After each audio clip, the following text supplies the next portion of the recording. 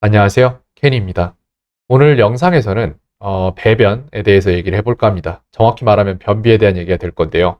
전 영상은 도파민 탈진이었죠. 도파민 탈진에 대한 얘기를 하고 마지막 부분에 이제 변비에 대해서 얘기를 할 것이다 라고 말씀을 드렸던 것 같아요. 이유는 뭐냐면은 얼마 전에 제 아내가 이제 임신한 후에 이제 시간이 많이 지나서 만삭의 몸을 이끌고 다니고 있는데, 근데 변비가 한 번 왔어요. 그 이유는 뭐냐면 이제 임신에 관련해서 영양제를 두 가지를 들자면, 초반에는 엽산, 이제 태아의 뇌 형성에, 몸 형성에 이제 중요한 역할을 한다는 엽산이 있고, 이제 중후반, 초반, 중후반, 후반까지 가는 이제 영양제, 중반부터라고 봐야 될 것 같아요. 그 영양제는 이제 철분제나 이런 비타민 같은 것들이 있는데, 철분제가 먹다 보면 이제 변비를 유발하는 걸로 약간 알려져 있어요. 근데 이제 산부인과 가서 진료를 마지막 받았던 시점에서 의사 선생님한테 이제 이런저런 얘기를 하면서 어지럼증이 조금 있다 했더니, 철분제를 아침에 하나를 먹던 거를 저녁에 하나를 더 늘려서 하루 두 알을 먹기로 하자, 이렇게 말씀을 하시더라고요. 그리고 나서 다음날 바로 변비가 발생을 했어요. 근데 문제는 제가 생각하는 건 뭐냐면은, 어떠한 증상이 발현이 되기 위해서는 그 기저에 여러 가지 것들이 쌓여서, 여러 가지예요, 말 그대로. 한두 가지가 아닌 거죠. 여러 가지 것들이 쌓여서 거기에서 이제 90 정도에서 간당간당하다가 뭔가가 이제 하나가 더 들어오면 거기서 탁 하고 100을 넘어가면 그게 발생하는 거라고, 이런 식으로 생각을 합니다. 그래서 생각을 해보는데, 그렇다면은 지금 현재 안에 변비를 유발한 마지막에 먹었던 것에 대해 생각을 해야 될 거 아니라, 그 이전에 쌓여있던 것들에 대한 해결이 먼저 이루어져야 된다고 생각을 해요. 그래서 마지막에 폭발이 됐던 그런 이제 마지막에 이제 다이너마이트의 심지에다 불을 붙였던 그것은, 제가 생각하기에는 매운 음식과 그 다음에 튀김 음식이었어요. 그 다음에 이제 또 아내는 생각하지 않지만 제가 생각하는 걸로는 십자화과라고 하는데, 양배추나 브로콜리, 콜리플라워 같은 그런 식의 것들을 십자화과라고 하더라고요. 왜 정확히 그렇게 불리는지 모르겠고, 몇 가지 종류가 있는지 그런 것만 정리를 해놨습니다. 그래서 그것도 있어요. 콜리플라워를 먹은 날이었거든요, 그날이. 그래서 여기에서 그런 문제가 발생하지 않았을까라는 것들을 생각을 해보고, 제가 이제 조사하면서 알게 된 것들을 한번 기록을 해볼까 합니다. 어, 블로그에도 영상에 나올 것들을 미리 정리를 하고 있어요. 그래서 지금 현재 여기에 보면은, 저는 이제 이분의 영상을 보려고 보는 건 아닌데 자꾸 영상 목록에 많이 올라와요. 그렇게 해서 보게 되고, 이분 말에 신빙성이 상당히 있더라고요. 그래서 이분 영상을 전체를 지금 다 땄어요. 이분 영상 같은 경우에는 많은 다른 각국의 언어로 한 10개 국어 이상으로 번역이 돼서 다 이렇게 나오는데, 유튜브에. 근데 한국어로는 나오지 않았어요. 그래서 제가 약간 번역을 해야 되는 경우가 있었고, 그렇게 해서 이제 그렇게 하면서 좀 배워봤습니다. 여기 초반에 나오는 부분 보시면 알겠지만, 우리가 알고 있는 건강에 대한 상식들이 굉장히 잘못된 것들이 많아요. 전혀, 전혀 건강하지 않은데 건강하다고 알려진 그런 식품들도 있고, 많습니다. 그런 거 되게. 그래서 이제 모르는 부분들부터 하나씩 짚어나갈 건데, 야채의 양에 대해서 얘기를 해요. 이제 사람들이 변비 걸리면 물 많이 마셔라, 내지는 야채 많이 먹어라, 이런 말 많이 하잖아요. 그럼 그게 진짜 맞냐? 라고 생각하면은 반은 맞고 반은 틀릴 수 있어요. 그래서 생각을 해보면 어떤 상황이냐. 그래서 야채를 적게 먹으면은 안 좋을 수도 있고, 야채를 너무 많이 먹어도 안 좋을 수 있어요. 이 경우는 뭐냐면은, 배변 활동을 위해서 우리 안에서 배변이 될 것을 만드는 것은 이제 미생물이에요. 우리 몸에 있는 그 미생물인데, 이 미생물이 먹는 음식이 야채에 있는 섬유질이죠.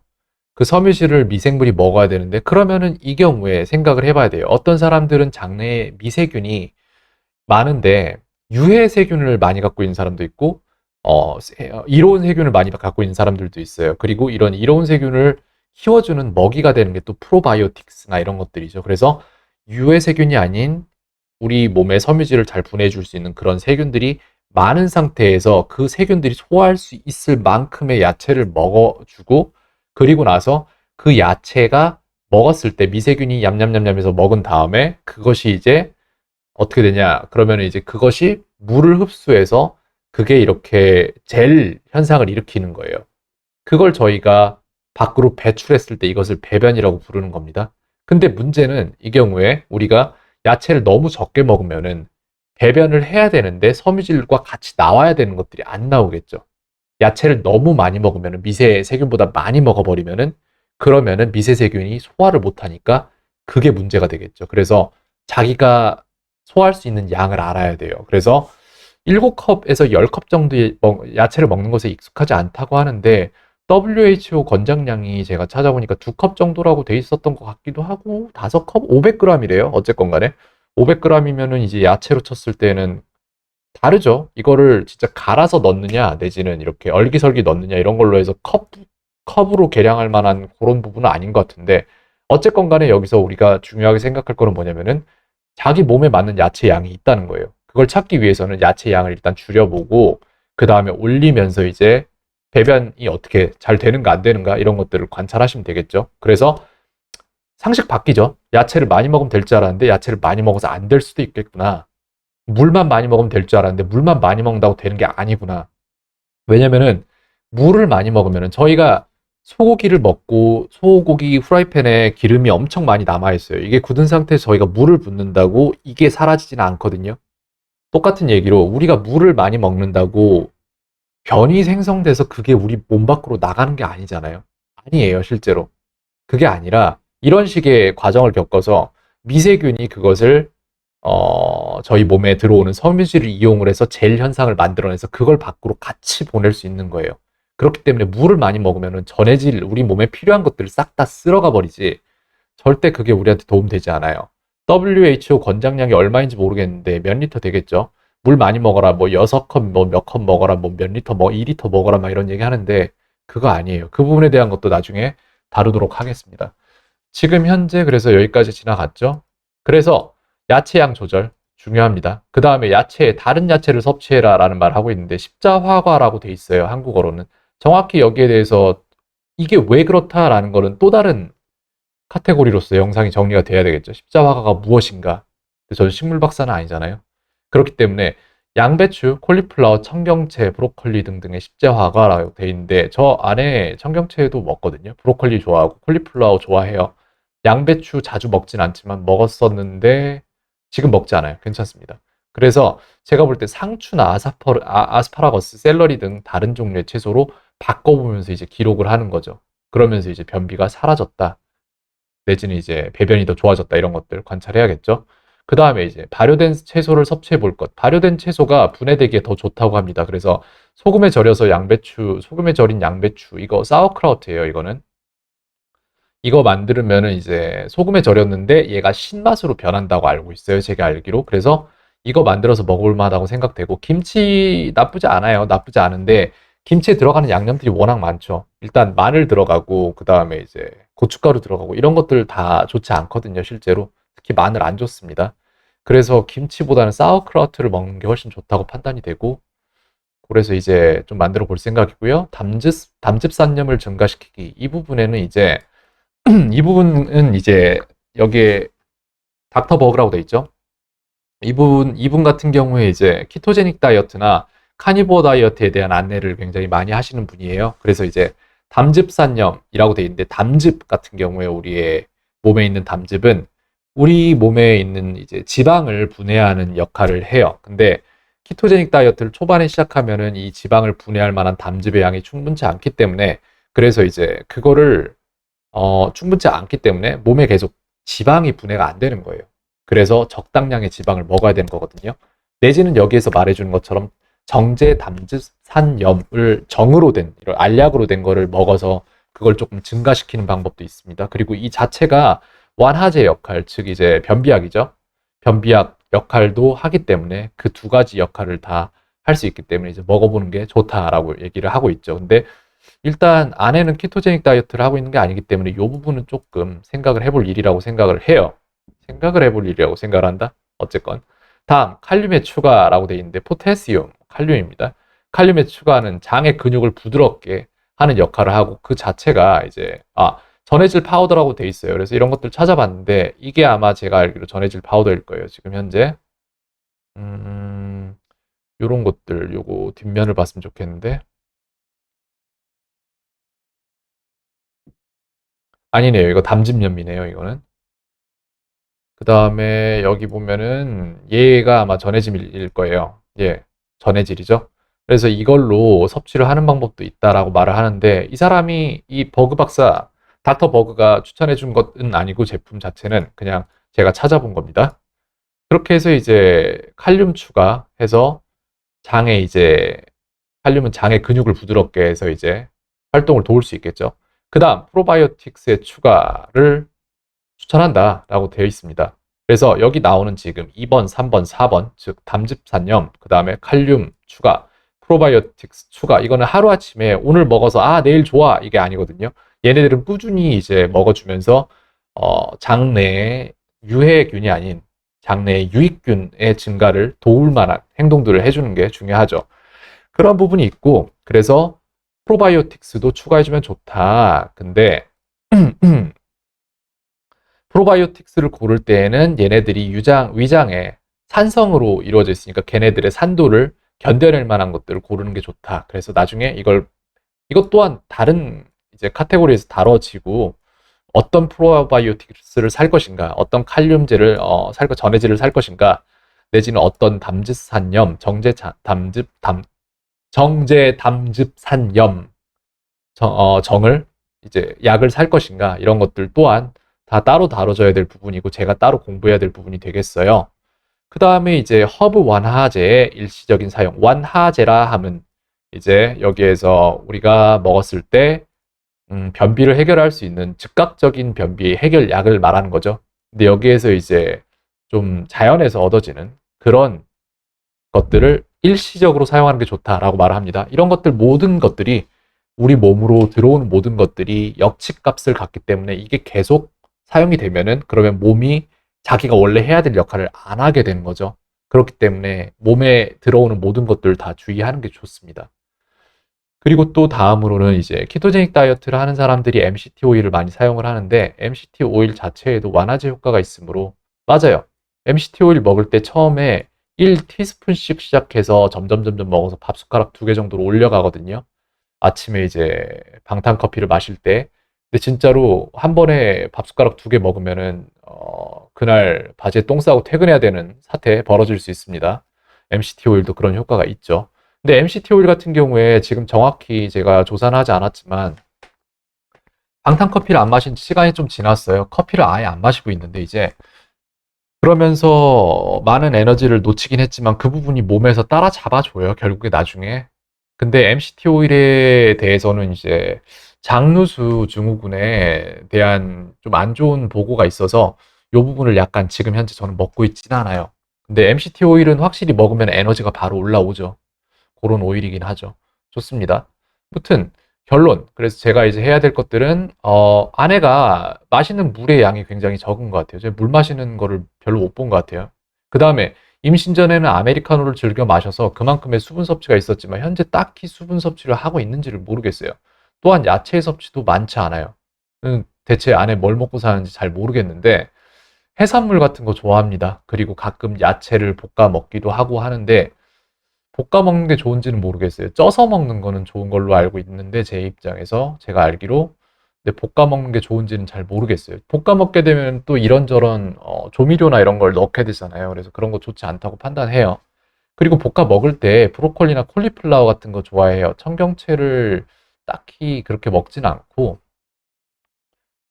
그거를 먹고 싶어 하긴 해요. 이걸 안 사준 게 되게 지금에 와서 후회가 되는데 모닝글로리라고 하거든요. 공심채가 구하기가 쉽지는 않은데, 근데 이거를 좀 구해서 사줘서 먹게 하는 게 맞는 것 같아요. 그렇게 해야 될 것 같고, 그 다음에 이제 담즙 부족 문제는 없을 거예요. 키토제닉 안 하고 있으니까. 지방 섭취가 많지 않아요. 지방에 대한 편견을 갖고 있기 때문에 별로 많이 먹지 않아요. 심하게 발생했던 변비는 2번 있었어요. 그때 각각 직전에 맵고 튀긴 음식을 먹었었던 적이 있었고, 브로콜리도 2번 다 먹었었던 것 같아요. 근데 그게 주 요인이 아니라 주 요인이 이미 쌓여서 몸에 만성적으로 가지고 있는 게 주 요인이고 그거는 이제 마지막에 심지에 불을 붙인 무언가가 되겠죠. 그렇기 때문에 그게 문제라고 생각하지는 않습니다. 야채 섭취량 일정하게 유지를 해야 돼요. 모든 것들이 일정해야 되고 그리고 그것이 기록되어져야만 더 나아질 수 있어요. 그렇지 않으면 인간은 기억하지 못해요. 기록되지 않는 것은 잊어먹기 위해서 기록을 안 하는 겁니다. 그 본질적인 행동의 본질이 다 있어요. 기록하셔야 됩니다. 뭐가 됐든. 그래서 하루 2컵 정도부터 야채 섭취를 매일매일 하는 게 좋을 것 같고, 그 다음에 지금 현재 섭취하는 것들이 면을 굉장히 좋아해요. 그래서 단백질과 글루텐 섭취가 많고, 단백질과 글루텐이 아니라 탄수화물 글루텐 섭취가 많고, 그 다음에 이제 고기가 가끔 먹어지는데, 단백질 섭취가 많은데 비해서 지방 섭취가 굉장히 적어요. 그 다음에 이제 수분 섭취량 또한 일정하게 유지하고 기록돼야겠죠. 사우크라우트. 사우크라우트 만들어서 같이 한번 먹어봐야 될 것 같습니다. 이거 좋은 음식으로 알고 있어요. 그 다음에 십자화가 피하기, 브로콜리나 콜리플라워 등등의 십자화가 피해야 될 것 같고요. 정제 담즙 산염 이거 알아볼 겁니다. 그리고 전해질 파우더도 알아볼 거예요. 그 다음 프로바이오틱스 알아보고 이 세 가지 구매해서 꾸준히 한번 먹어볼 생각이고요. 비타민 B1의 구매에 대해서 생각을 해봐야 되는데 사실 비타민 B1 간에 많다고 알고 있는데 그렇다고 생간, 소의 생간을 그냥 썰어서 먹으라고 주면 먹지 않을 것 같죠?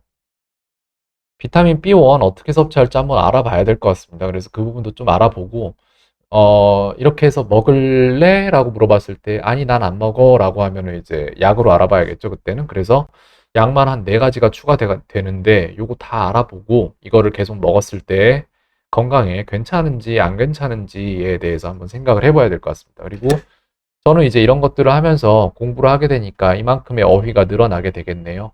네. 여기 지금 붙어 있는 포스트잇에다가 적고 제 어휘로 만들어야겠습니다. 그렇게 해서 이런저런 거 알아봤고요. 다른 부분은 없습니다. 약은 이제 알아봐야 될 것 같아요. 근데 거의 다 알아보면 아이허브 쪽으로 연동이 돼요. 저도 이런 약 같은 거, 철분제도 마찬가지고 아이허브에서 구매를 했었고 다시 아이허브에서 구매를 할 것으로 예상이 됩니다. 무튼 그렇습니다. 모든 것들을 다 종합해서 이렇게 영상을 만들어 봤는데 저는 하루에 이제 글 쓰고 영상 만들고 이런 것들 하는 시간을 굉장히 많이 잡거든요. 제가 해야만 하는 일들, 제 시간을 팔아서 돈을 구매하는 일을 최소화하고 제가 이제 배우고 싶은 제가 삶에 진짜로 중요할 거라고 판단되는 진짜 제 가치를 늘릴 만한 일들을 하는 거에 당장 돈이 안 돼도 그쪽에 투자를 하고 싶은 사람이에요.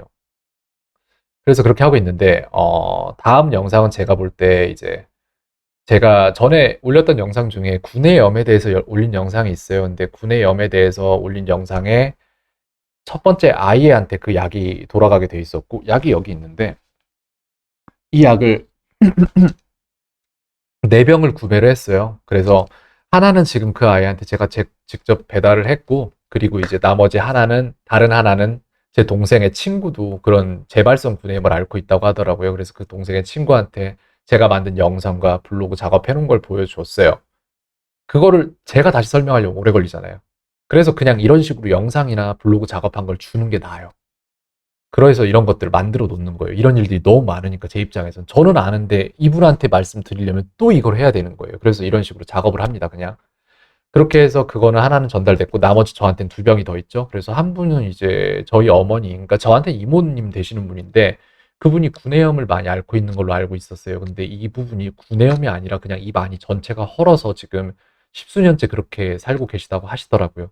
그 부분에 대한 증상들 다 파악하고 그 부분에 대한 증상들 같은 상황과 그 다음에 이제 치료 케이스들을 한번 찾아보고 그쪽에 대한 영상을 다음에는 만들게 되지 않을까라는 생각을 해봅니다. 그래서 그 부분도 오늘 지금 이제 제가 할 일들 마저 하고 그 부분에 대한 시간을 많이 할애를 할 것 같은데 다음 영상은 아마도 그쪽이 될 것 같아요. 시간은 조금 오래 걸릴 것 같습니다. 다음 영상 나오기까지. 사실 만들고 싶은 영상이 그쪽은 아니고 더 잘 살고 이제 명상이라든지 내지는 시간 활용이라든지 계획을 세우고 어떻게 내 삶이 더 이렇게 나아지게 되었는가 이런 것들에 대한 영상인데 주변에 도울 분들이 많아요. 제가 볼 때는. 그리고 그 도울 분들이 한 분 뒤에는 몇천 명씩 있다고 저는 생각을 해요. 그걸 믿지 않으면 이렇게 할 수 없어요. 그렇기 때문에 이렇게 하고 있고 제 아내의 입장에서도 지금 철분제 복용과 변비에 대한 문제를 겪고 저 또한 이런 문제를 겪은 적이 있지만 네, 제가 이런 걸 돕고자 하면서 몰랐던 부분들을 더 이제 알게 되는 거거든요. 그런 건 저한테 도움이 되죠. 모든 가치 있는 것들은 과정에 숨어 있다고 저는 생각을 합니다. 그런 식으로 이제 끝부분에서 주저리가 되게 많아졌는데 여러분들이 필요한 정보들 여기서 얻길 바라면서 영상을 이쯤에서 마칠까 합니다. 그리고 이제 블로그 작업한 것들 글로 보는 게 더 편하신 분들은 블로그로 보시면 되니까 그 부분에 대한 영상 링크가 아니죠. 블로그 링크와 그 다음에 이제 제가 도움을 받은 영상, 닥터버그의 영상은 링크로 달아놓도록 하겠습니다. 오늘 하루도 평온하시기 바랍니다. 켄이었습니다.